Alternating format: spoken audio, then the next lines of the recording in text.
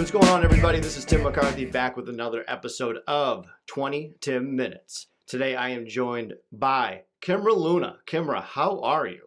I'm doing pretty good. Just chilling. I'm here in Idaho, and the weather is finally getting pretty good. So yeah, just chilling. I've never been to Idaho, and I don't know if I ever will, but how is it out there?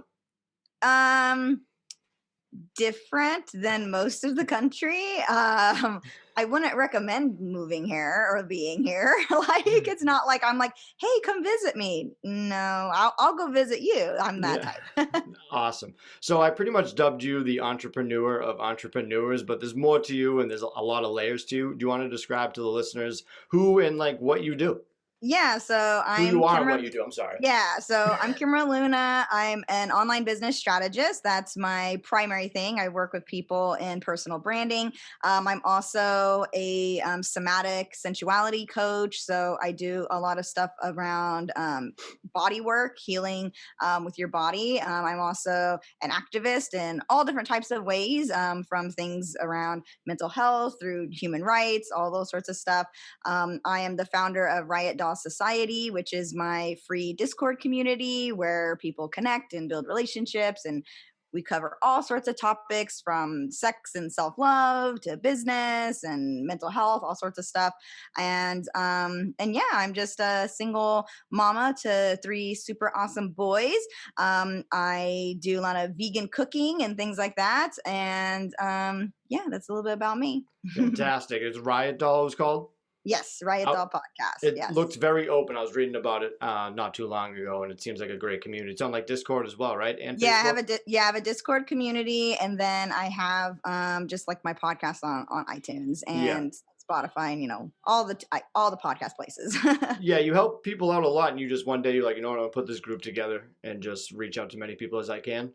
Yeah, I used to have a different community called Freedom Hackers, which was really massive on Facebook. And I ended up having to close that down due to my divorce 3 years ago. So I used to have even way, way, way bigger community. And so I'm actually just starting to grow a new community. But I've been growing communities for years. I've had several Facebook groups that have had over a few 100,000 members in them. And some of them I've actually passed off to other businesses. But I've basically just been a community builder, I would say, is probably like my strongest skill set, even though it's something I do naturally. It's definitely one of my strongest things because I think community is everything. I think community is how we have resilience. It's how we grow as humans. It's how we build relationships and connect.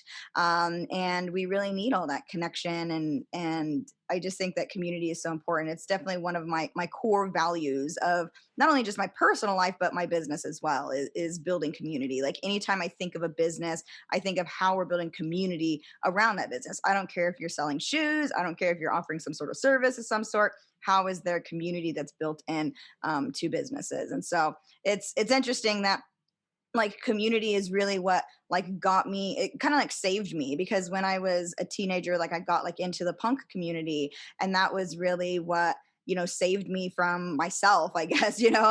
Like because I was raised in a lot of traumatic sort of experiences going on around me all the time, and community is kind of what saved me. And I think that's what made me really be in love with having a community around me at all times. I'm like, where's my community? I need my peeps.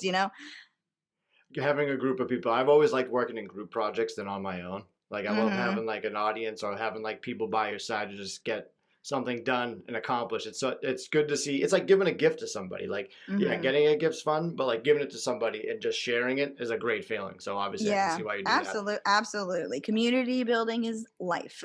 So that community Facebook group seems a lot better than everyone's local city town Facebook groups. Are you part of that on Facebook? Those are always my um, favorite. Yeah. So The thing like they think that's interesting about like Facebook and like so even like I mean even if you have an Instagram you have a community, if you have a YouTube channel you have a community, and I think it's just really interesting like how we can really gather from all around the world, because I was a person who had built up a community actually way back like on like AOL chats and things like that. Like I had like a really large AOL community that had over 80,000 members in like this punk chat, and it was like the first time coming from like a little town in Idaho that I was able to connect with people that had the same ideas as me, like, you know, people that had vision for things about they wanted to create. Like I connected with a lot more artists and things like that, and people that were just different than the societal norms. And it actually made me feel like, wow, I've always been different than the societal norms, but there's also other people that are too. Like we're kind of like a group that we could just hang out, you know? And so like that really is something where I think like society doesn't realize how amazing that is for us to have. Because if you think about it, before social media, it's like all you really had was your local community. But if everyone in your local community was like a bunch of jerks, like where did you go? Like what did Yeah. you do? Like who would you been able to talk to about things you're going through if everybody in your local community was not nice people? And growing up in a small town, you know, there was definitely a lot of people that I mean, even now, like I would never speak to them. Yeah. And so it like social media, yes, there's always been all these downfalls to it, but there's also been incredible power in it, in the sense of like, you know, being able to connect with people and and even heal together, grow together. Like I mean, so powerful to have the internet. And so I'm very grateful that I work in supporting brands to grow their communities, because you know, even if not every single person in the community becomes a customer, everybody benefits from that community, you know? And that's something that to me is really important, that everybody's getting something out of it, whether they're just joining into a fun conversation or they're just laughing at memes, or whether they're going doing something a lot deeper than that and talking about, you know, some of their mental health struggles and being able to relate to another person. That's really powerful, because even if you think about it, like if people are just going out and like hanging out at a bar, people aren't necessarily talking about like their trauma, you know what I mean? Yeah. Like they're just making a bunch of jokes about whatever craps on TV or sports or whatever, you know, like they're not really going any deeper than that. And oftentimes in online, people will feel more comfortable opening up about things because it is behind a computer.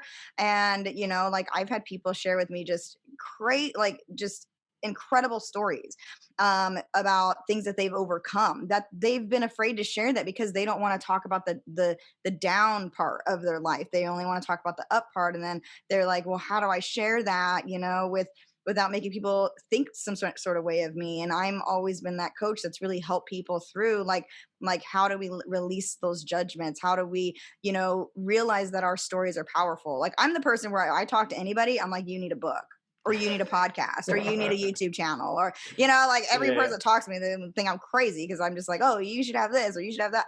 And I think that everybody has powerful stories within them, and then when you're amongst a community and you're sharing those powerful stories, it's just incredible how society has been able to actually do a lot of healing in a very quick amount of time. I mean, if you think about just the advent, like when it was invented, like when Instagram was invented and Facebook was invented, like just in that short period of time, the amount of ways people have been able to connect and build has just been so powerful. And like I said, I'm grateful to be a person who, you know, I support online businesses and growing their own communities and nurturing them, and seeing transformation happen in their communities. And it's really, it wasn't something I ever expected to do for a living, but it's something that kind of just ended up happening because I was doing it myself and people were asking me, how are you doing this? And Yeah. then that kind of just like led me into it.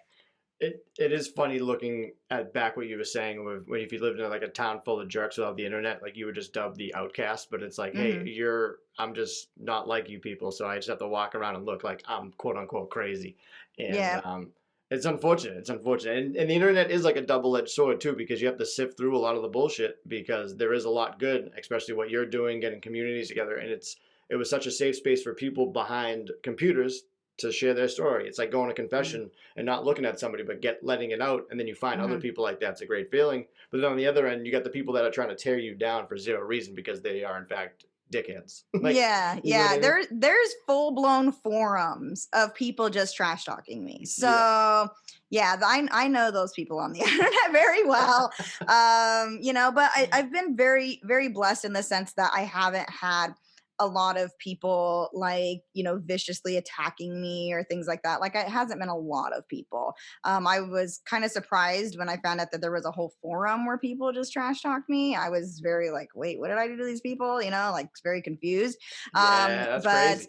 but there's people who are 20 times nicer than me who even have people trash talking them. Like people like Pat Flynn. Like Pat Flynn is one of the nicest humans in the world and such a great podcaster, creates amazing content. And there's like a website where people just trash talk him. I'm like, well, you guys have nothing better to do with your life. Like, I'm so confused. Yeah. So there is that, really icky part of the internet. And like my oldest son, like he's 11 and he really wants to, grow his YouTube channel. Like he makes like, he plays guitar. And so he wants to make like, music, stuff on YouTube. And I told him, I said, well, you can, but we have to leave the comments off. And he's like, well, why do we have to leave the comments off? And I was like, because people are really mean. Like, that's why. Yeah. Like, For no reason. and for no reason, and it's not that they don't know you, but they'll just say something really bad, and it's like I don't want that to be affecting your self-esteem when you're 11 years old, and this is a time when you're building up a lot of your self-confidence in yourself, you're finding your own identity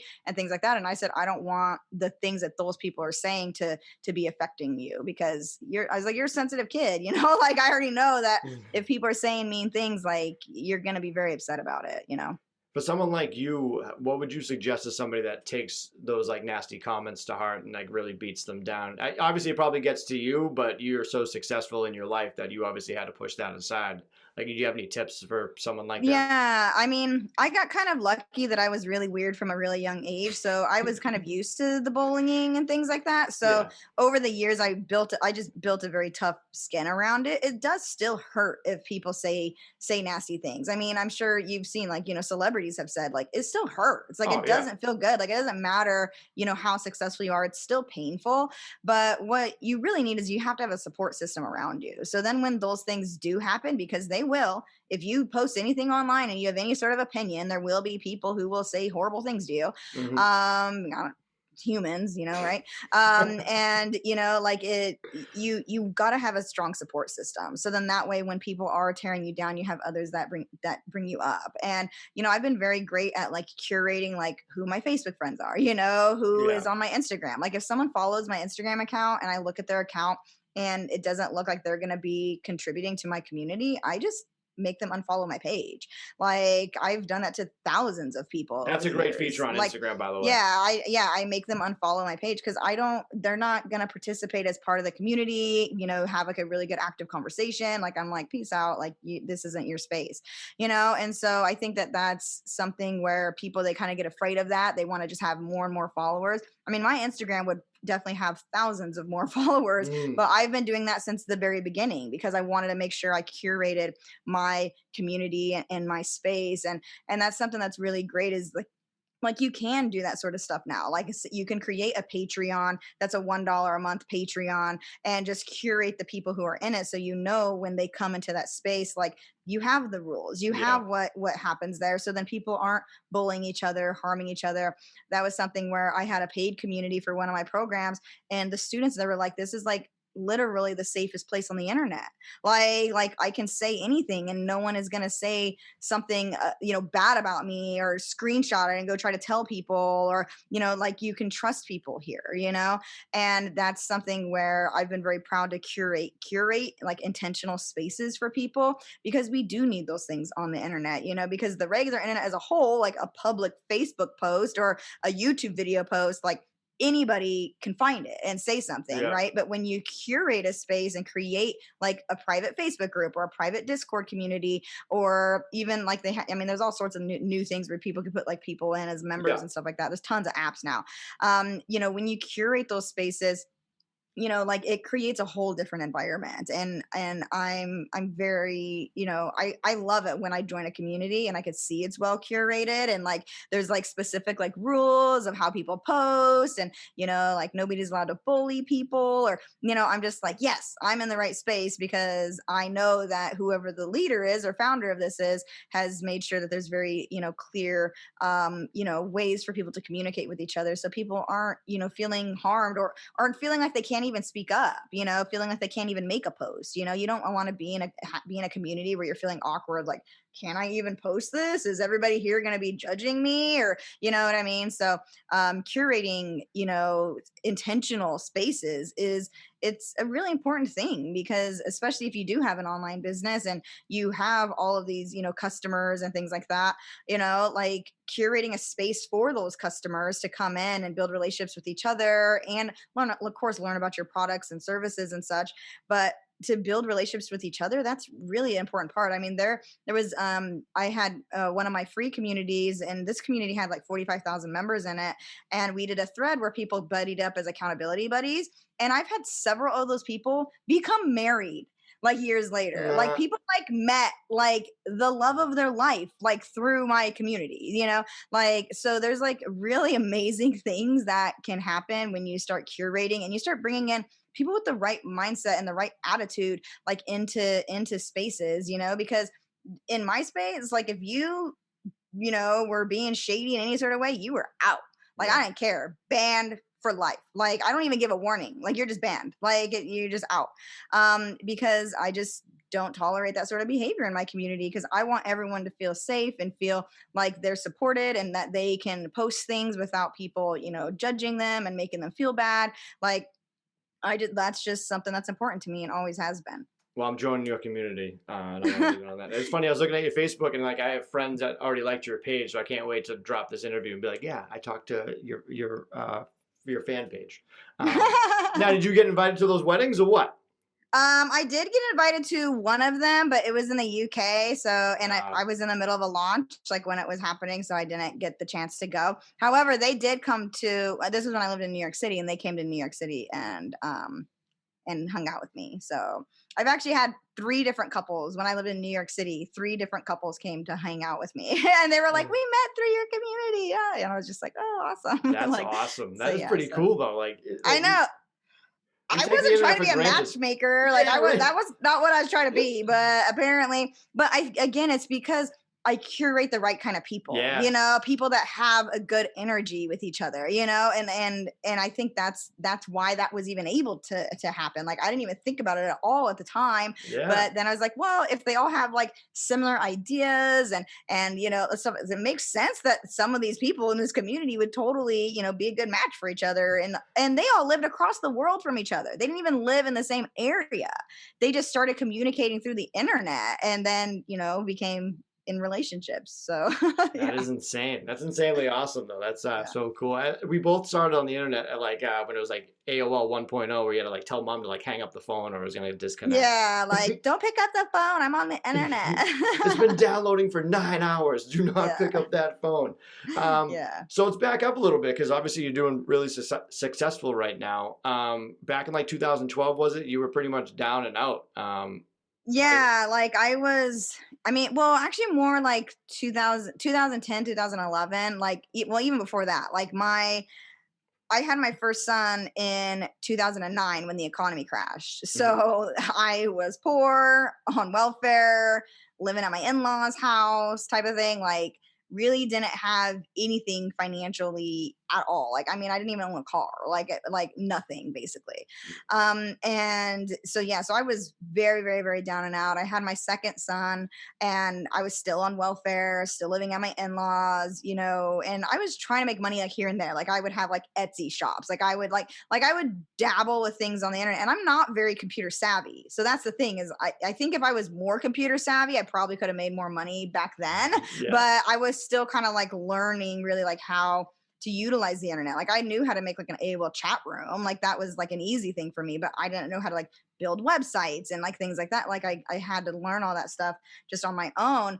And, like it was it was like this time, like it's like I always have this drive in me. Like that's something I've always had. Like I started booking concerts when I was a teenager. Like I've always like made money for myself. Basically, I've always found like side hustles and gigs and all those things. Like it's just how I am. I'm like, hey, I gotta pay the bills. I gotta find some way to make money, you know. Yeah. And I never really did very well like in a regular job.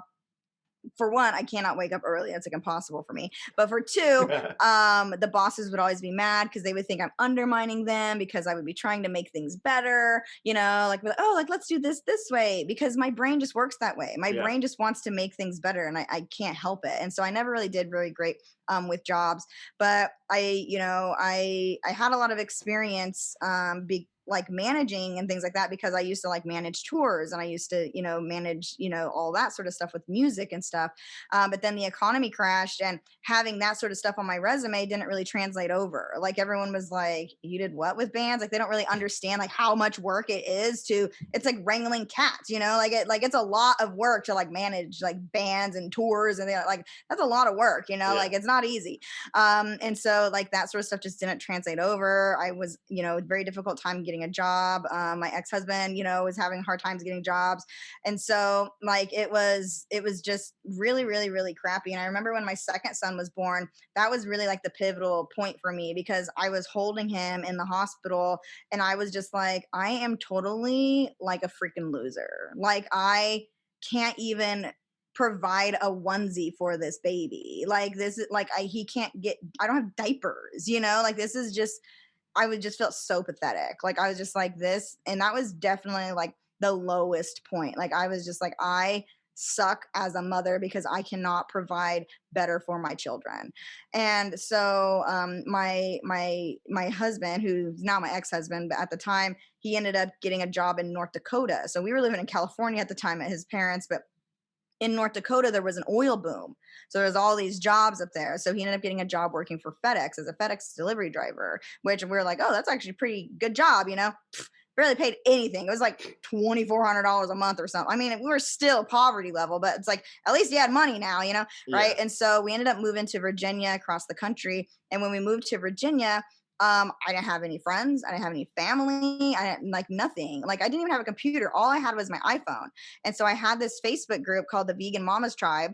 And because I needed to talk to other moms and stuff like that, I was like so lonely, So like I'd created this like Facebook group, and this was way before people were making Facebook groups. Like I was like one of the only Facebook groups. Like there was like no one just had them. Like it was just like that wasn't, and I wasn't even thinking about it from like making a business. I just wanted to support people. Yeah. So I ended up, getting like a life coaching certification, because I was just helping all of these women all the time. Like, because yes, it was like a vegan group, but we weren't talking about vegan stuff most of the time. We were talking about like our relationships and our kids and like, all of this other stuff too. So it wasn't like just like, oh, here's a recipe or whatever, So that group grew to like 80,000 members. And I decided that I wanted to start a blog because I was writing so much content and putting it inside of this group.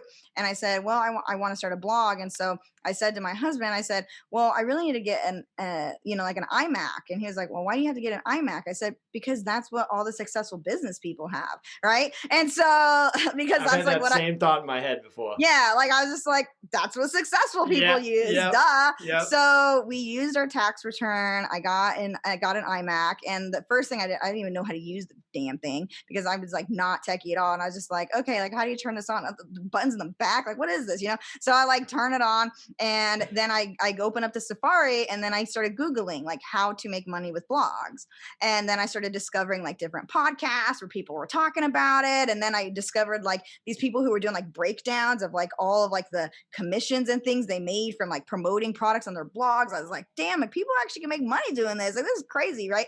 So I started doing insane amounts of research. Like, I had two little kids at the time, but I was just like obsessively learning everything I could about online marketing, branding, business, how to create digital programs. I watched webinar after webinar. I mean, I probably watched hundreds of webinars. Like I just went insane, like learning everything that I could. And I didn't have money to like pay a coach or like buy any sort of courses or anything like that. So what I did is I started the blog, and then I just started using Pinterest to like get traffic to my blog, because I had learned like that's a great way to get traffic. Right? So I was like, okay, you need traffic if you want to get sponsorships and things like that, right? So that's what I started doing, and after just a few months, I was already getting over 100,000 unique views to my blog every month. So then I was able to start, making like little bits of money here and there. Like people would like pay me $200 to like write a blog post about their product or whatever, like, Right. so I started like, learning how to make like little bits of money like here and there. And then like there was a family friend of ours who had been in the marketing like world for kind of like a while. And he just like asked me kind of randomly, like, oh, how's that blog doing? I saw you posting about it on Facebook or something, and I was just like, oh, it's going great. I've been getting 100,000 unique views a month. And he was like, well, what are you doing? Like, pay per click ads? Like what? I'm like, ads? Like, I don't know what you're talking about. Like, I just grow community. Like, I don't know what you're like, what? I have a Facebook group, like, I don't know, like, I don't know what you're talking about, like, do you do Facebook ads? It's like, I don't even know how to do any of that. Like, I had no clue. And it's just, my content was really good and people were sharing it, and they were, finding it by Googling and going on Pinterest, and it was leading them to my website. Like, it's like, that was it. And he was like, well, you have to teach my community how to do this. So that's when I did like my first workshop, like teaching about online business and like marketing. And so then that kind of was like, oh, I really like teaching. This is really cool. Like I like teaching all this stuff that I crammed into my brain, Yeah. so then that kind of like led me down the road of like after that workshop, a few people sent me emails and they to hire me, and I didn't know anything to charge. I was like, I'll coach you and help you with your Pinterest for like $300 for like 12 weeks, or something just ridiculous, right? Like, that was Yeah. like way too low. Yep. But like I was just guessing because I like didn't even know what to do. And so I helped these people with their Pinterest, and I helped them like rebuild their websites. I mean, I did like way more than $300 with work for these people. But at the time, I was just excited that people wanted to pay me for this knowledge that I had, Yeah. and then eventually I just scrapped the blog. I created a new brand that was called Freedom Hackers, which I no longer have now because of my divorce and stuff. I Mm. lost my intellectual property and things like that. But like then I started building Freedom Hackers, and then that's like what blew up. And with my Freedom Hackers brand, within 18 months, I had already done 7 figures in sales. So Jeez. just from teaching people stuff that Yeah. was in my head. But you probably So hated high school too, right? yeah, I hated I high don't school. even know how I graduated. Yeah, that's Like, what I'm that's like, what I say. I say C's and D's get degrees. That's the only way you get yeah, through. like I don't even know how I graduated high school. I never liked learning at school, and I don't. It's all There's stuff we definitely didn't certain want. things like there's just things I just don't know either. Like sometimes I'm Yeah. just like, do I know math? Like because and my kids are unschooled, and so I'm like, they need a tutor for math because I don't know how to do any of this, Yeah. and so I was not good in school at all. I was not techie at all. But the only techie stuff I know how to do is what makes a business run online. Anything other than that, like I'm like cryptocurrency, what is that? Like, you know Yeah. what I mean? Like those things just go way over my head. Same. Like there's Same. certain things on my phone, I'm just like, how do I do the settings? Like I'll pick up my phone, I'm like, how do I change the setting? Like I can't even figure it out. I have to like Yeah. Google to figure things out. Like I'm still not super tech savvy.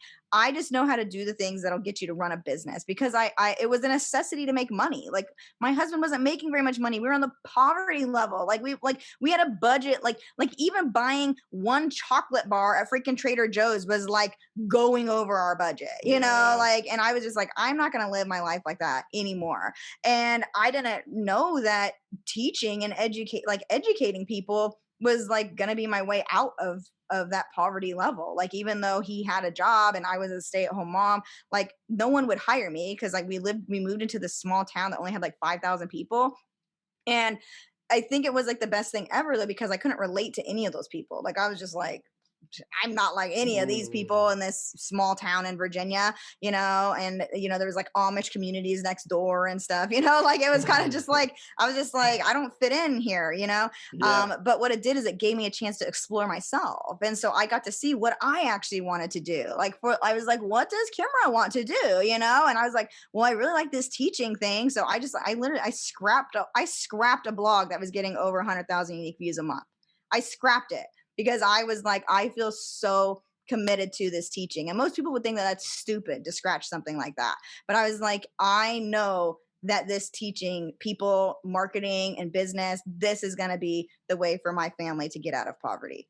You were pretty much just hyper focused on one thing. You're like, Yep. I'm good at this. I'm gonna make this work. It's called ADHD. Yeah, dude, talk about a great segue. You just nailed that for me. That's where I was gonna go next. Same way. I'm like super hyper focused, and yeah, obviously this is a mental health podcast, and we were pretty open about it in our previous discussion. So through that time, it probably wasn't easy. You probably weren't just smiling, being like, "Oh, I'm learning. This is so much fun. I have nothing wrong with No. me." It's a lot of work, and like I remember, so I had a friend who had been living with us for a short period of time. I was helping her through some health things. Like I've been vegan for a long time. I was a health coach for a long time, and one of my friends is having health problems and came and lived with us, and I was sitting on the computer for like 12 hours just like watching all of this like marketing and like education material and stuff, and she's like, "You're crazy." Like she just thought I was nuts. And then like 6 months later, because she wasn't living with us, and she sent me a DM on Facebook, and she's like, "I now understand why you were doing that." Yeah. Because my business was just exploding. Because I was like, I have to learn this. Like it was like, to me, it was just crucial to learn, And now I am able to apply it in the other things that I'm passionate about. I am able to apply this information in the types of businesses that I support. It's just like, it boggles my mind. Like even in my group coaching program, the people who are in there are changing the freaking world. And I get to be the person that helps them be able to do that even more. And it's like something where I didn't realize that making that distinct decision of like the path I wanted to go was really what made me able to serve people at just a higher capacity. Like just the ripple effect of the people who I have supported and then what they've been able to build, it blows my mind to this day. I mean, I'm like, my experience has touched millions of people without, that wasn't even my even intention. I just wanted to help people. I didn't realize how it was going to go. And when you're someone who is ADHD, you have PTSD, like, you have anxiety and all of these things, like it puts a lot of pressure onto you. Like it Yeah. really does. And I hadn't thoroughly healed everything. Like I had done a lot of the mindset work, I did like my affirmations and, things like that, but I couldn't even meditate because I can't meditate. It just Me doesn't neither. work. Like I it don't. doesn't matter. I don't care what anybody says. I've tried all the things. I've done the transcendental meditation. I've done all that stuff. No, it doesn't work. Right. So anyways, I had been working on my mindset stuff for a long time, and so I did start building a better relationship with money. I did start believing like, you know what, I can actually make money. Like I can actually do this. And so my belief kept going up, which was really good, but my anxiety also kept going up. like the anxiety didn't lower. Like even if I made more Yeah. money, that just made more anxiety, because that means, oh, now I have 500 new students in my program. Now I have to hire 3 more people to like help me support all of these people. Yeah. Like now, like it actually just kept creating more and more anxiety. It kept stacking. And because I hadn't been going to a lot of therapy at that time and things like that, because I mean, I was so busy working. Like I was also a mom at this time as well. And I just had my 3rd child at that same time as well. So I was like pregnant. I was doing webinar presentations while I was pregnant, having tons of anxiety and meltdowns, like all this stuff. But I mean, I was still making money, right? So to everybody Yeah. on the outside, it's like, oh, you're so successful. But then in the inside, I'm just like, oh my gosh, like I'm going insane over here. Like Yeah. my brain melting? Like I don't even know what's going on. I Like don't it even was know how just you do it. so much. Yeah. Like I still don't know how I made it through all that. Like really, I'm just like, Yeah. how did my brain just not like implode on itself? Like I just don't know, because I had so much anxiety. And then I ended up, after a few years of growing my business, every year was multiple 7 figures. So I did very well for like 5 years. So we did really great. And then I got into my divorce. So we ended up, separating, and that kind of put basically what it did from like the trauma, like the sciencey trauma perspective, is Yeah. it put my body into a freeze state, is basically what it did. So I became like unable to create social media posts, unable to create content, unable to create videos, unable to do my webinar presentations, like basically all the things that would bring money to me. Yeah. I became unable to do those things. And then on top of that, because of my divorce, like your partner owns like 50% of everything that you have. So my intellectual property of my program that would make me 7 figures a year, this program was called Be True Brand You, that I was no longer able to sell that program. Because if I did, I would continually be owing him 50%. Right. So the lawyers, basically said, well, your best bet is to just start doing like one on one work and one on one services. So that's what I ended up shifting into based off of like, lawyers' advice and things like that. So I ended up shutting down all my online businesses. I had to shut down my Facebook groups, like Mm, everything had to basically, restart. I had to let go of my email list. Like, I mean, everything. I had to restart my whole entire business from scratch. Luckily, I had built a very good reputation, so I was able to get clients. Like it wasn't very difficult. Like I could make a Yeah. post and say, "Hey, let me help you launch," and people would hire me. Give a So I was able link. to still, keep afloat and that sort of stuff. But I did have to let go of my whole entire team, which was extremely devastating to me because they had been very loyal to me for so many years, and I would say that was probably the like most hurtful thing that had ever happened to me, was having to let go of all of these team members who were so committed to my success, and that was really painful. And I mean, and I ended up grieving like the loss of my business more than even the loss of my marriage, because in the marriage I was kind of already checked out for years. Like I was Mm, already like, I'm just done with this. Like I already had been, like I had, wanted to leave him numerous times before. So it's like I was already kind of just like done with the marriage anyway. So I didn't really have a lot of grieving when it came to that. Most of my grieving was like losing my company. And yeah. I also didn't have any other peers to really talk to.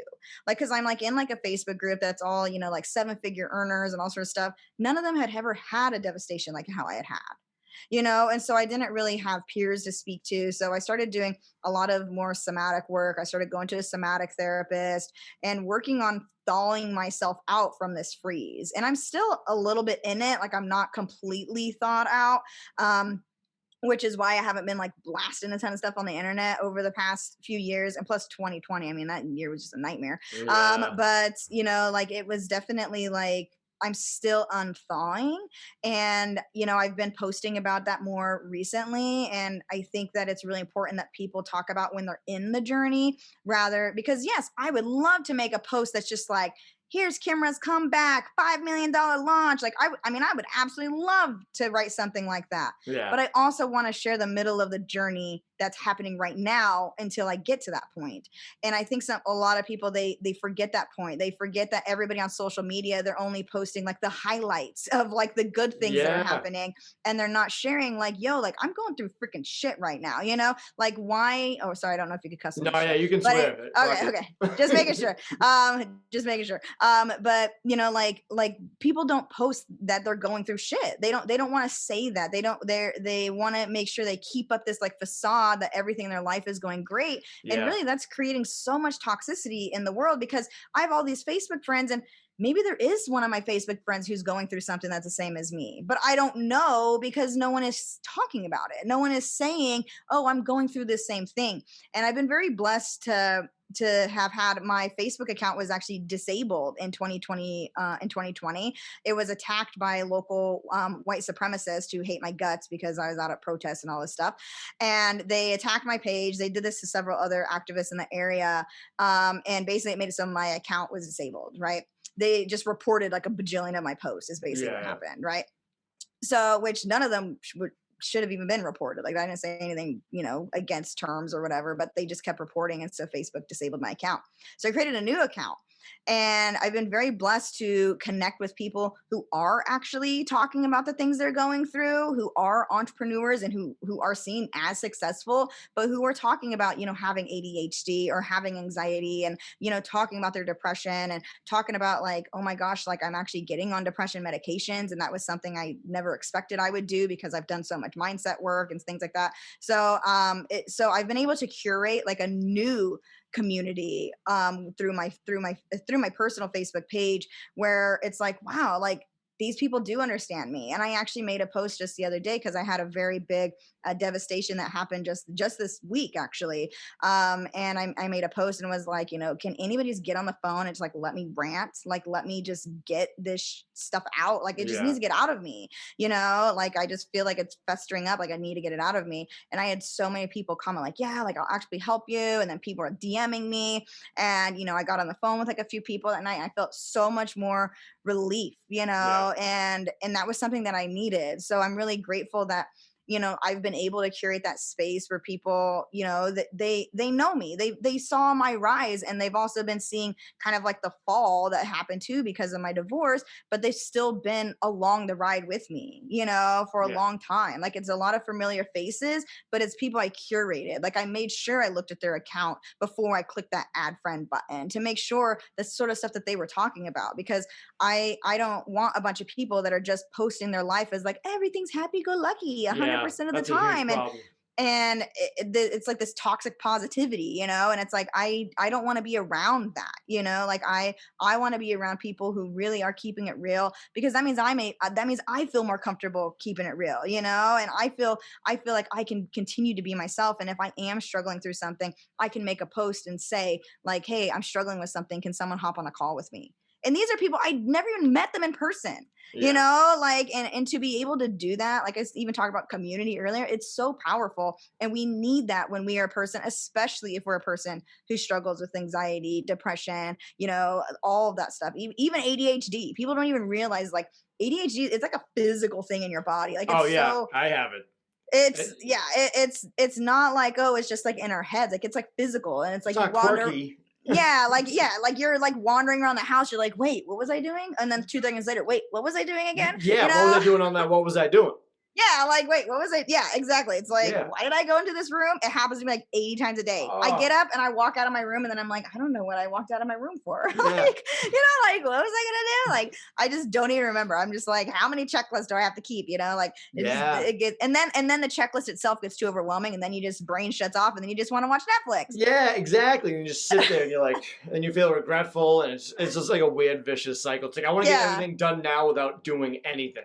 Yeah, I know. I was like, why can't it be like actual Harry Potter? You just wave a wand and then somebody Mm. does all my laundry for me, like the laundry just does itself, That's a like business we got to get into. We got to get into the wand business. All right. wand, magical wand business. That would be, we would make a killing doing that. Straight up. Yes, yes, absolutely, But it absolutely. just goes to show with your whole community, it's like you got to be with people that are like you, that want to go through this shit. It's like I don't Yeah. want it, but misery loves company. Real recognize real, and Hmm. you need that. Even with this podcast, like when I was opening up about my depression, my suicidal moment, and people would reach out that were like, "Wow," it's like I wouldn't have guessed that because of what you got going on. And I'm like, yeah, you should probably think about all the other people that you don't know what's going on with. And it's like the Yeah, community of just positivity is huge.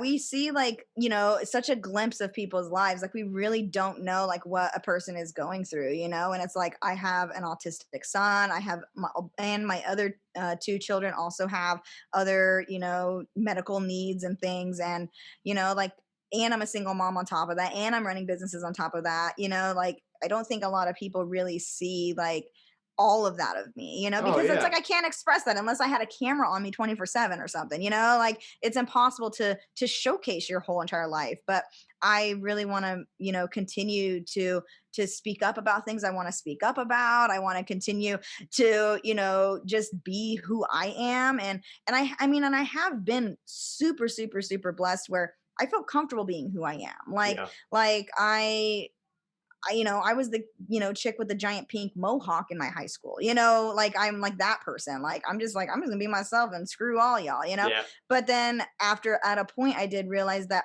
sometimes like the not caring what people thought was actually too overboard. Like it was kind of more like, then I'm not connecting with people, so then I had to Mhm. kind of like let that down a little bit, like, and so it's like almost like it was a defense mechanism to be like, oh, F all of y'all, you know what I Yeah, mean? yeah, And yeah. then it Oh just, yeah. it was almost like a defensive wall. And so I had to let those things down. And that happened through having clients, through having my customers, to nurturing people, like genuinely nurturing other human beings. And, like that, like those things started coming down. And so then I was able to start being more authentic with my community. And one of my most popular emails that I had ever sent was an email that was about me being on welfare. And I had grown my business. My business was, I had done about 6 figures at the time. So I hadn't gotten to like 7 figures yet. And I had sent an email that was talking about how on Thanksgiving Day, like the previous Thanksgiving compared to the current one. And so the previous Thanksgiving, I didn't have a table. I didn't have all the stuff to create things for Thanksgiving. Like I didn't have pots and pans and stuff. Like I had plastic bowls from the dollar store, and I had a photo that my ex-husband had taken, and it was me sitting on the floor with one of my sons and the other son crawling like in front of us. And I sent that in the email, and I was talking about like, like we didn't have a bed, like we didn't have couches. Like I literally sat on the floor in my living room with my children. And we didn't, like, my back was in excruciating pain for like months because I didn't have even a chair to sit on. Yeah. And one of my friends actually ended up buying us a couch. So because he like was coming to my house, and he's been a good friend for a really long time, and he came to my house with a couch. Like he was like, I have a couch. I was just like, oh my God, like, and it's like I had to like, and those parts are so like humbling. Like I think people don't realize like it's difficult to ask for help. There's a Oh lot of yeah. shame, and even saying that you need help, and I think that, if we can start helping people, letting go of that shame and letting people know it is okay to ask for help, whether it's a physical thing like you really need a couch, or whether it's like a thing like you need to just rant and let something out, Yeah. like being able to ask for help. It's always been difficult for me, and I think it's we just are in a society where it's like you're not supposed to, you're just supposed to do everything yourself and grit through it, Yeah. like Man up. just man up, like all this sort of stuff. They even say it to women. I'm like, why are women supposed to be manning up? Like that don't even make sense. But like that's really how it is. It's like you have to just be like tough, tough, tough, and there's been this meme that's been going around recently where this person, said it was about resilience. And, and I've been asked quite a lot, like on podcasts about resilience. Like people always ask me like, oh, you have so much resilience. You've gone through like so much trauma and all these things. Like, I'm like, how did you do it? And, I'm just like, I wish I didn't have this resilience. I honestly don't. I wish that I could have just had a peaceful, easeful life where everything was just calm and glorious and blissful. Yeah. Like I don't want this resilience. Like I don't even need it anymore. Like it's like, can't things just be soft and gentle for once? Yeah. Like, and so and in this meme that's been passed around, like the meme, like it says that, like it says like she's like, I just want softness. I just want to be with my peeps, Yeah. like I don't want to be known as the person who could take anything, like, oh, anything that happens to you, you could be strong through it. Like, why do we have to be that, Yeah. and everybody almost, and resilience is a good thing. Obviously, like you have to be able to keep going. I mean, that's you like that's part of life, and there's a lot of times where we don't want to keep going, right? Yeah. But it is part of life, like where we do build this resilience. But even for myself, like when I saw that meme, I was just like, yeah, like I don't want to be known as being resilient. Like I want to be known as a person that just has a beautiful, blissful life, but instead it's like, you're so resilient, like all the time. And I'm just like, yes, I know I am, Yeah. but it's like, man. And then even like when I see like my kids, and I don't even know if this is a good mindset to have for it or not, but it's like, how do I build their mental toughness? Yeah. When they do live in a more easeful life, they've never had to worry about going hungry. They've never had to worry about having a roof over their head. They've never had to worry about, basic needs being met, like having shoes and clothes. And, like they've never had to worry about any of those things. And so it does concern me sometimes of like, well, this world is like really tough and scary. Like, how do I build their resilience up? Which I think, there's definitely things through sports. Like my sons have already been like working on building businesses and, things like that. But it's like, sometimes it's like resilience is like a blessing and a curse, Yeah. because it's Oh like, if you yeah. have that resilience, it's because you've gone through some really effed up shit in your life, right? But then if you don't have that resilience, then you just give up all the time and then you don't achieve anything, Yep.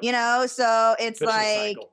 yeah, it's like, yeah, so it's an interesting word for me, and I'm still kind of processing all of my thoughts on that word, but it's definitely something that comes up quite a lot, whether it's with people having conversations with me or, especially like recently because I've been posting, about my son's, autism diagnosis and things. Like people always are like, you're so tough, like you're such a strong mama. I'm like, why don't I have to be strong? Can't someone else be strong for once? Yeah. Like, sheesh, you know, like let someone else do the strong stuff. Like, Yeah. let me just like lay around for a minute, you know?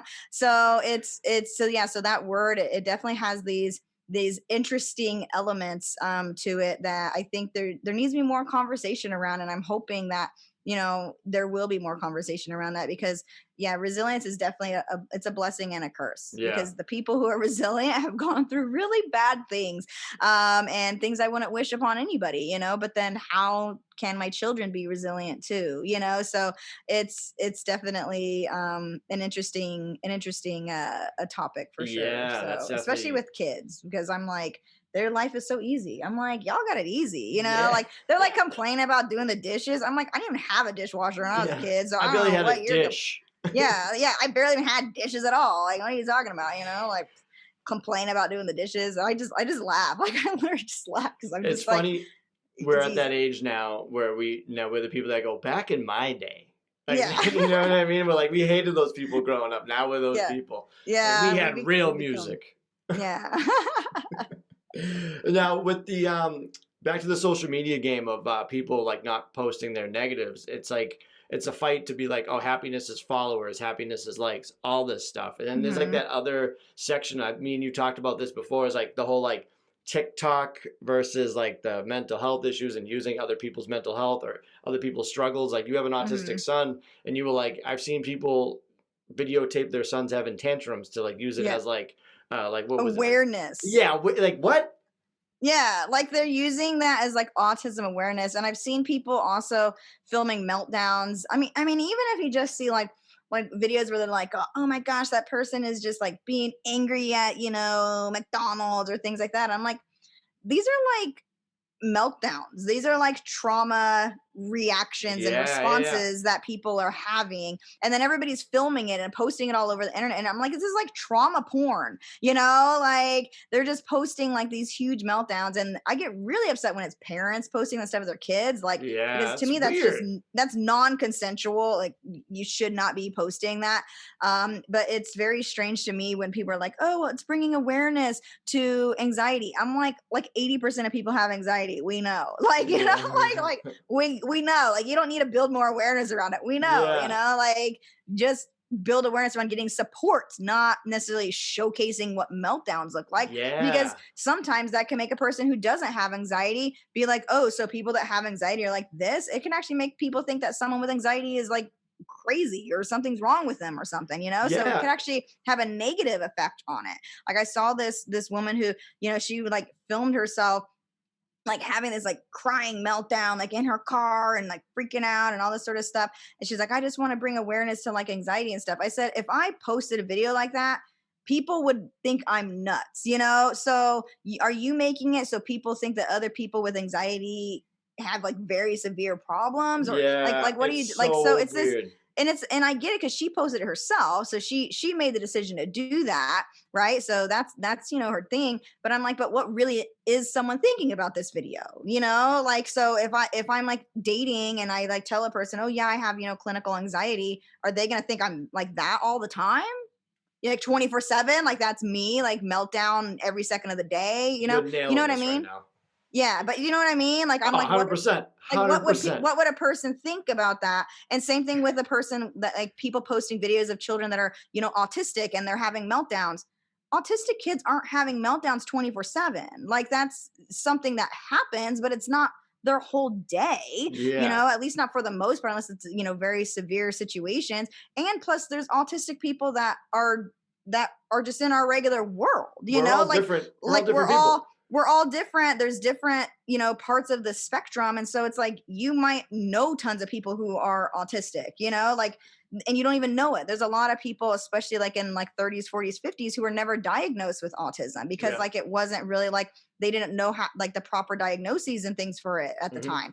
And I've met people who are definitely my age who are 35 who are undiagnosed autism. Like I now know because after my son being diagnosed and like all this learning and education I've done, I'm like, oh, now I get that person more. And Yeah. instead they're showing just like the meltdowns. Like, why not we show like the amazing traits of autistic Yeah. people, the amazing traits of someone who's ADHD, the amazing traits of somebody that has anxiety, right? Like, and they're like posting all like the scary stuff. I'm just like, gosh, Yeah. what are you like? So if I'm dating a person and now I'm letting them know, oh yeah, I have PTSD, what are they gonna be thinking about me? Hmm. Already, they're automatically like, oh, unmatch, you know, Yeah, like I saw because this they're on just TikTok. You're a yeah, nut. I saw this person on TikTok who had PTSD and they were doing this, you know. So I'm like, so is it really bringing awareness or is it really making people think worse things about a Yeah. person who, you know, is struggling with, you know, mental health, you know, things, you know. So I don't Fear really like to call based. them issues because I don't really feel like mine are an issue.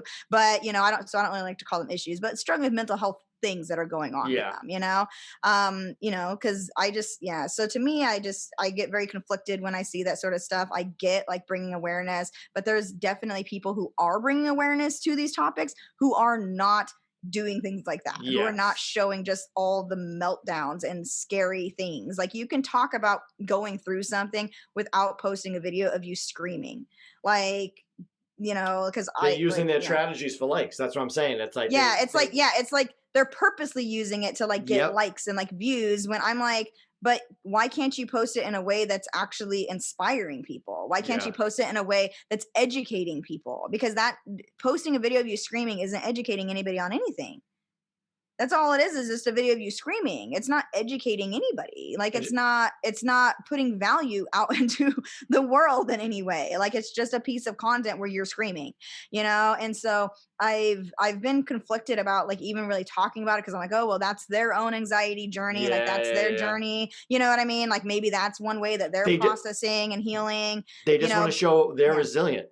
Yeah, yeah, they're so resilient. They keep going, you know. But it's like I do get conflicted with like Yeah. criticizing it, but I know for myself, like, you know, if there's guys who are using TikTok and they're seeing people with all this anxiety stuff posting all these like terrible things, what are they going to think about me when I they swipe on me on a dating app and then I'm like, oh yeah, you know, I do have, you know, clinical anxiety and I do take, you know, medications for my ADHD. Like, you know, like what are they going to be thinking of me? Is that going to be making the stigma worse or is it going to be making it better? Which I think this Yeah. could be a much deeper, you know, discussion. Then maybe there are some people having these discussions other places online, but it's just Let's like hope. I'll yeah, let's hope they are because I don't know if this is making if those sorts of videos are making it worse and making people think, you know, worse of people that are struggling with mental health things, or if it is bringing any awareness at all. Because to me, I don't feel like it's bringing awareness. And I'm like traumatized when I see the videos. Like I'm like very triggered like by seeing it because it's like, so if you have people in your community who also are struggling with anxiety and then you're posting a video of you screaming and having a meltdown, aren't you going to be triggering all the people in your community that have those things too? Yep. Like, you know what I Schrodinger's mean? cat. I definitely think there's a fine balance of how to communicate the things that you're struggling with. Like I don't I also find it interesting when people are just posting like they post photos of them crying. That's very Yeah. triggering to me. Like even if it's just a photo, it's very triggering to me. And so I don't think people realize that it could be doing that. And people are like posting a photo of them crying. And I get that it's a grieving process for people. Maybe they're really upset about something and things like that. But sometimes I think we don't realize like how those posts can affect other people. And I've been very mindful of the way that I communicate when, you know, I am going to share something that something's going on with me. And I think maybe, you know, supporting people and having some more mindfulness around that can be very helpful. It's just that everybody's content creators nowadays, right? It's Yeah. like anybody just makes a TikTok, right? And so I don't think there's a lot of people like talking about like, you know, like it's like people say, oh, I want my community to feel, you know, safe and supported and like they're able to be brave and open up. But then when you're posting something like that, like, are you triggering all those people in your community in some sort of way? You know, and maybe that's the intention. Maybe you do want to start the conversation like, oh, this if this feels really triggering to you, you know, what are those things you need to process? What are some things you can journal about today if seeing someone crying is triggering you, right? Rather than just I'm crying and I'm having a meltdown, you know, like I think there's more layers to it than that. And I guess because I mean, I became a life coach like over 15 years ago. So I guess, you know, like my thoughts on it are a little bit different just because I see that perspective of like Yeah. when people are following you, they really are paying attention. I have people who will send me a DM about something I posted 2 years ago.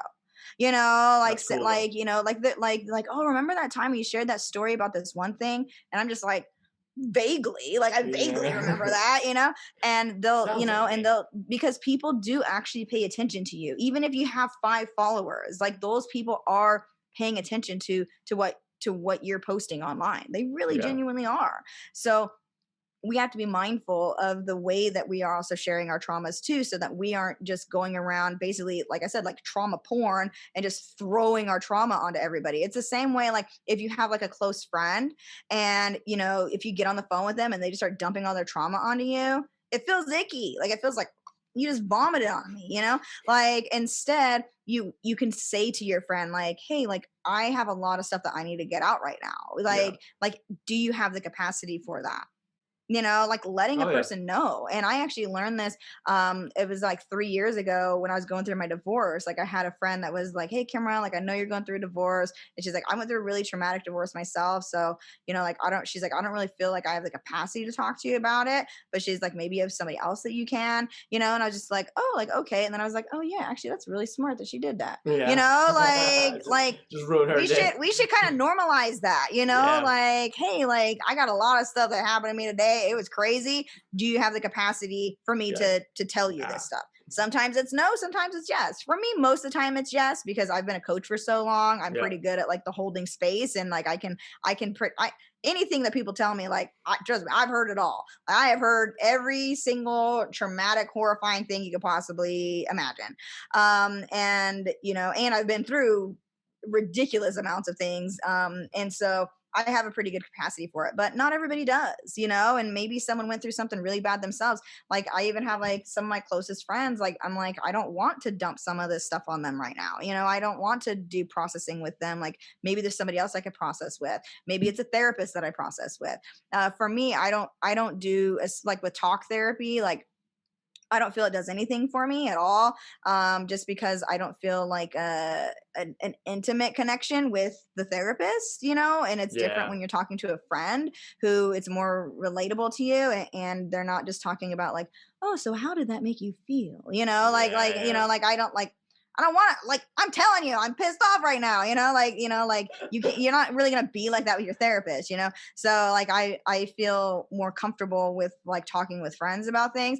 But usually once I let things out, then I start doing my somatic work. Then I start doing my embodiment work. Then I start doing my breath work. Then, because I'm a breath work practitioner as well. So then I start doing my breath work, then I start, but sometimes I need to like let it out. Like I need to just like rage it, like let it go. Like rage is pretty much my main feeling for most things. If I'm upset, it's just like, it just goes straight to Yeah. rage. I'm not the person that's like sobbing and crying. Like I'm just like, fuck this, like that's typically the feeling that comes out of me.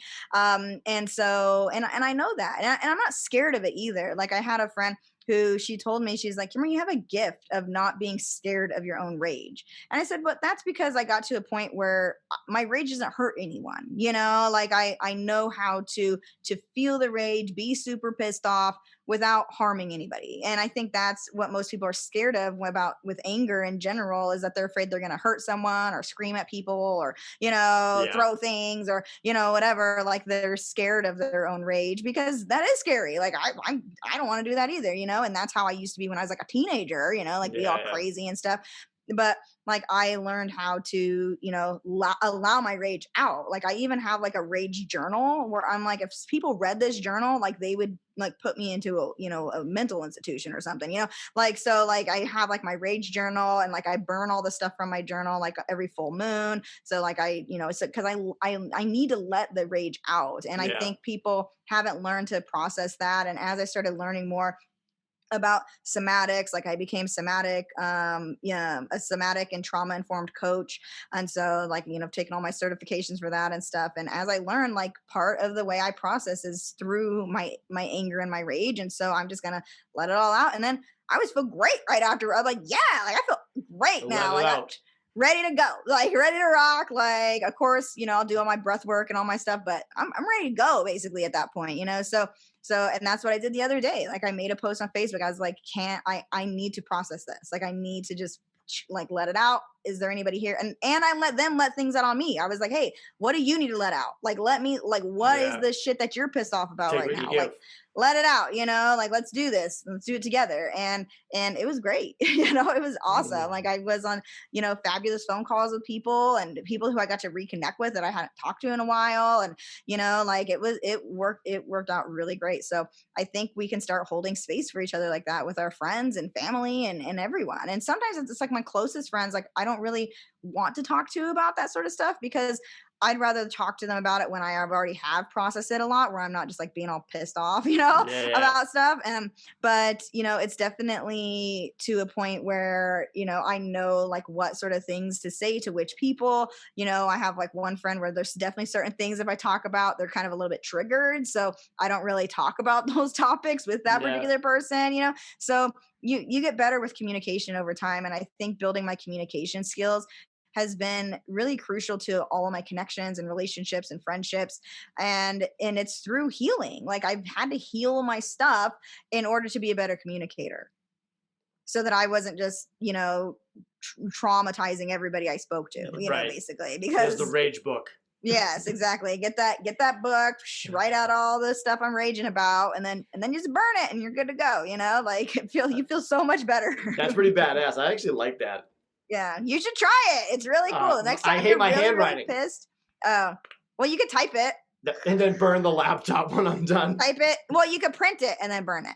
Okay, I like that. Yeah, My printer, yeah. my, So my you printer could, never works. I'm gonna be like the yeah, Office Space movie, and I just burn my printer instead. You know what? just burn the Thanks for print. thanks for bringing up my printer because I gotta get that fixed now. Yeah, see, now you can rage about how the printer never works. Just smash. Dang that printer. Yeah, set that thing right on fire. It's funny what you said earlier about like triggering like videos, like people like showing themselves crying. There was one because I'm a huge animal lover. She was filming her and her dog while the dog got put down.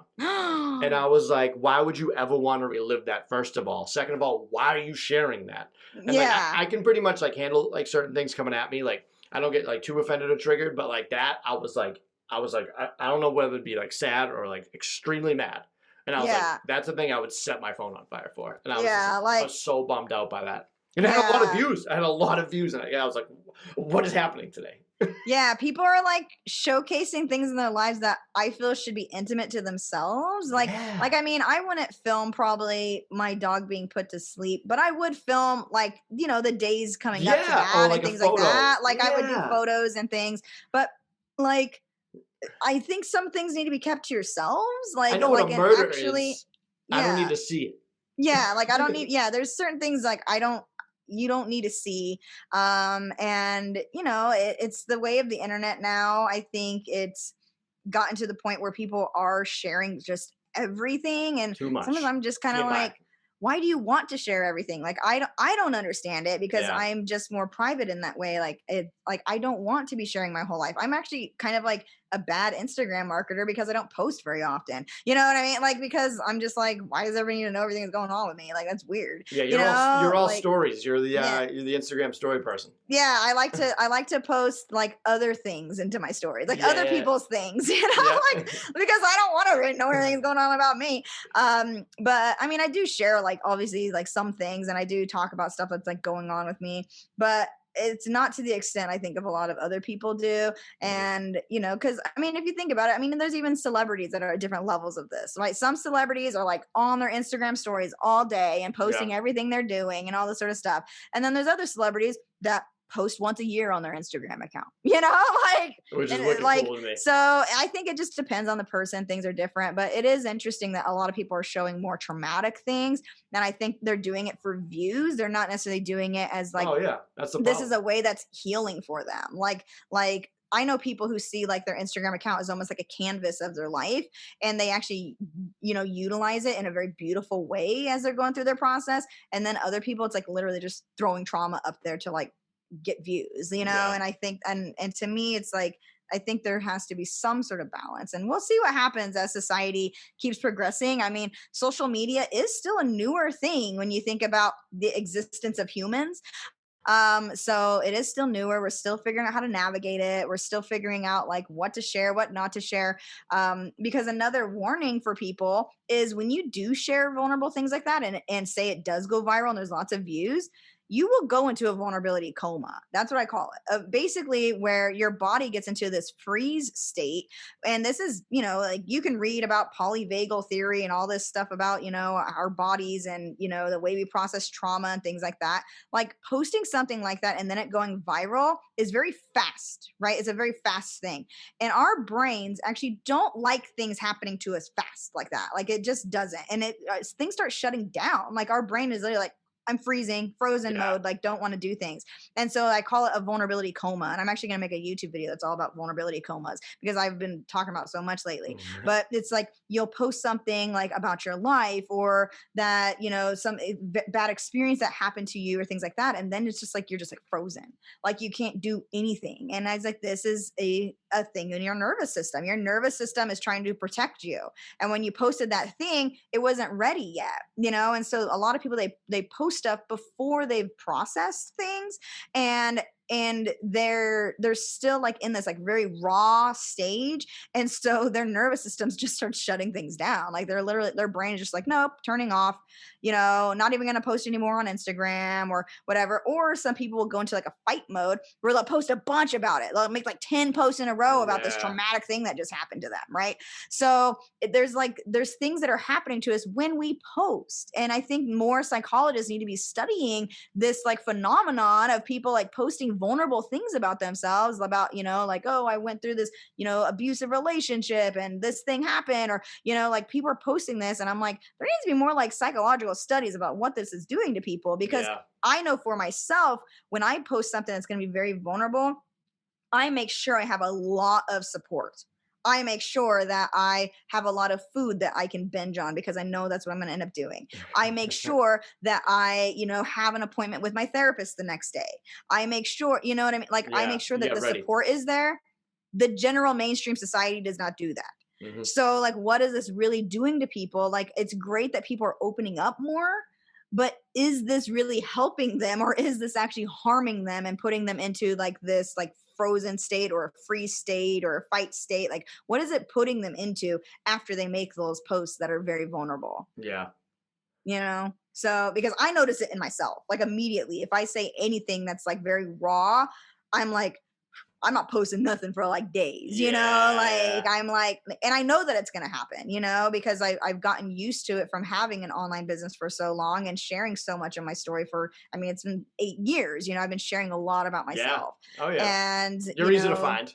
Yeah. There's a lot of stuff about, I've been on so many podcasts, it's like ridiculous at this point, but like I've shared so much of who I am and about myself. And I do know that when I do post something that is very vulnerable, I do end up kind of going into a freeze type of mode. Other people go into a fight mode where they, like I said, they'll like post like 50 posts about the thing that happened to them or whatever. So people go into different modes. And, I think there needs to be a little bit more studying on that, because even like my kids, like they're, my oldest, he's 11, he's starting to get interested in like wanting to have, social media and things like that to connect with people and chat with people and stuff. And I'm being very mindful of how that's going to go about and how that's going to happen and what that's going to look like for him. Because I do know that how much it affects, children's mental health, like they already are showing studies of like, kids that are 8-9 years old are like going on diets because of the stuff they're seeing on Instagram, and it's like, you don't need a diet, you need to gain like 20 pounds, like you're already skinny, you know what I mean? Like, so it's definitely affects the kids' mental health quite a lot, from a young, if they're on these platforms at a very, young age. And so I have to be very mindful just as a parent because of that, because I see like the harm that can happen. I mean, even if I show my kids like a few things that like happen on the news, like with the Derek Chauvin like trial, obviously I wanted to show my children, this historical thing that was happening. And, my son was crying for like 2 days, so I see how sensitive they are already. And then to just like, oh yeah, here's an Instagram account. Like, what the heck are they even to see on there? You know what I mean? Like it's, shit.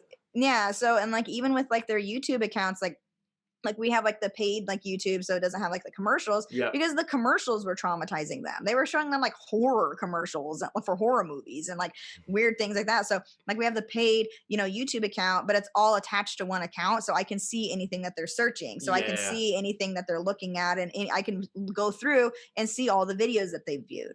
So I can know like what they're actually interacting with. They only have like 2 YouTubers I even let them watch, because they're just, I've had to sort, as a parent. And then a lot of parents don't do that. They just say, oh, here's YouTube, do whatever you want. I'm just Yeah. like, your kids are learning some not so great things on YouTube. And when my kids Google, like I tell them, I say, well, tell me what you're going to Google, because I want to make sure what they're Googling isn't going to put them down some really weird rabbit hole of some, Yep. who knows the heck what. Yep. Right. So it's definitely, this fine balance that especially as parents have to find when it comes to mental health, because just the social media itself can affect their mental health. Not even counting like their DNA. Obviously, genetically, my children have anxiety. They were born with anxiety. Like my first son, he had anxiety from birth. Like birth. Like he would just be like flinching at things. I'm just like, what's going on? Like he was like 6 months old crawling, and he would be like too scared to like reach his hand underneath of the table. I'm like, what did the table ever do to you? Like what? Like he already had that, because that's passed down. Right. Like they've already have this science of generational trauma being passed down through children, and so they're healing already. They're born needing to heal already. Even if nothing even happened to them, they still have to heal, right? So I'm like working on their mental health stuff and teaching them all the somatic work and teaching them breath work and all these things, because even though nothing major traumatic has happened to my children, they still have to do those things. Yeah. Which I think is kind of weird, but it passes down and people don't realize that sort of stuff. So it's like when you have kids, it adds a whole other layer onto it, because I'm not only healing myself and working on myself, I'm also having work through with them as well, and making sure that they have therapy that they need and the support that they need, and like making sure that they're not, having something with the freaking internet traumatizing them. It's like I show them one thing on the news and they're crying for 2 days, so it's like, man, like imagine if they were on the internet all day, they would just like be, well, the thing is I'm kind of grateful that they do that, because that means they're not desensitized to everything yet. Yeah. So there's these pros and cons of it, right? So I don't know. Like it's weird to navigate social media as a parent. Like it's just a really with 3 kids too. Bizarre world to navigate. Like I'm 35 really and I have trouble. Yeah. It's like, yeah, I'm 35 years old and I have a hard time with the internet, So like with these kids growing up in that generation and how much the internet has now been shown to affect their mental health, to affect their belief systems, affect their beliefs about themselves and their confidence in themselves and their body image and, all of this sort of stuff. I mean, like even like my oldest son, like he had said like, oh, well, I don't want to be fat. I'm like, you are literally a twig. Like, why would you even say that? But it's because he saw something on some stupid YouTube channel, right? So it's just like, it happens, like they sometimes they come across these things, and so it's like you can't protect them from like all of this stuff. I mean, and that's not my intention. I don't want to protect them from everything, but it's like, how do we find this balance with them doing that? And I was really blessed too. Like their dad like doesn't use social media, so it's not like a big thing for him and stuff like that. So and I'm like, maybe they'll just be kids that don't really use social media.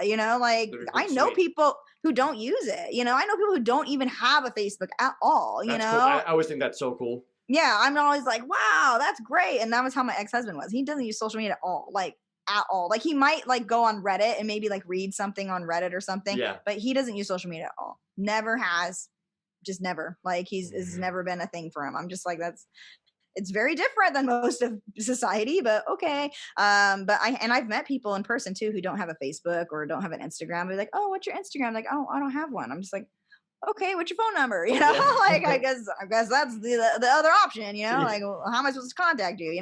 But yeah, it's definitely an interesting world that we live in with mental health and social media. Like, how are they supporting you? Because I definitely get a lot of support through social media with my mental health, but then how is it like harming me on top of that, based off of like the ads I'm seeing and, like just language people are using or all this like trauma porn people are posting, like, putting me into vulnerability comas all the time, Yep, that's like, I like that. I like that saying too. yeah, it's yeah, I think I'm gonna talk about it a lot more, just because with all my somatic work and stuff, and I've been working on thawing myself out from a freeze that I've been in for like Yep. 3 years. Like, A so I defrost. think I'm gonna start talking about it a little bit more. And yeah, I'm defrosting myself as we speak. I'm like pouring the warm water on myself, like set myself out in the sun, Yeah, just get the vitamin D. get Like, that vitamin D to thaw myself out. Yes, that's exactly what I'm doing right now.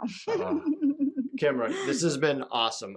And resilient isn't the word I would use. You're very inspirational, very hardworking to where you got. I think anyone listening to this, it's like you can turn your lowest form to the highest form. And community is probably the biggest thing that helped you, right? Absolutely. So that is very inspirational. I'm definitely not going to use resilience because you said every other podcast used it, and I didn't use it. You brought it up. I didn't bring it up. You brought it up. I wasn't going to use that word, and you did. But yeah, where can everyone find you on the social medias? What are your handles? What are your websites? The best place is my Instagram, which is just my name, Kimra Luna. If you're listening to the audio, that's KimRaluna. That's also the same as my website. So kimraluna.com. If you opt in on my website, you'll get the link to my Discord community, where we cover everything from self-healing to relationships to music and business and activism and mental health. We cover all sorts of really cool topics there. My website, and I mean, you can always add me as a friend on Facebook. I always like to have more conscious friends over on Facebook. I love to have a great space over there of awesome curated people. So if you want to add me as a friend, I'm also cool with that too. And you can also find me on Twitch, which is where I stream all sorts of things about video trainings and stuff like that. On my Twitch channel, which is Riot Doll Podcast. And then, of course, you can listen to my podcast, Riot Doll Podcast, over on iTunes or Spotify. Perfect. I love it. And before we wrap up, 3 things that you're grateful for. What are they? 3 things. Well, obviously grateful for my community, because that's been, especially the past few days, very, very helpful. Lots of support. I'm grateful for my kids because they keep me growing every single day. I can't stop growing because they're there, like I'll never be able to stop growing as a person. And then I guess my third one would, I have a lot of things I'm grateful for right now in my life, but I think the biggest one would be relief that I have. Like the past week had been really hard, but I also received a lot of relief from that thing being very difficult. So I had to make a very difficult decision to split from a company that I was working with. It was very difficult. However, I do feel relief because now I have some freedom to move forward and do some other projects that I would like to do. So the relief, I think, is the other thing I'm grateful for. Those are great. Those are 3 great things. Perfect answers. Kimra Luna, thank you so much for sitting here with me and chatting with me virtually on the Zooms. Thank you so much. I'm very happy for you. We'll definitely have to stay in touch, and good luck with everything. I know you're going to be doing great things continually. Awesome. Thank you for having me. Yeah, definitely. Have a good one. All right.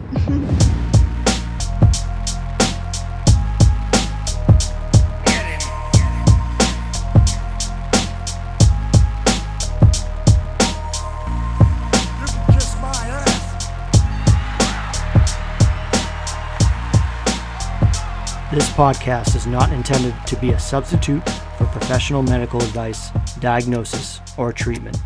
Always seek the advice of your physician or other qualified health provider with any questions you may have regarding a medical condition. If you are feeling suicidal, please dial 911.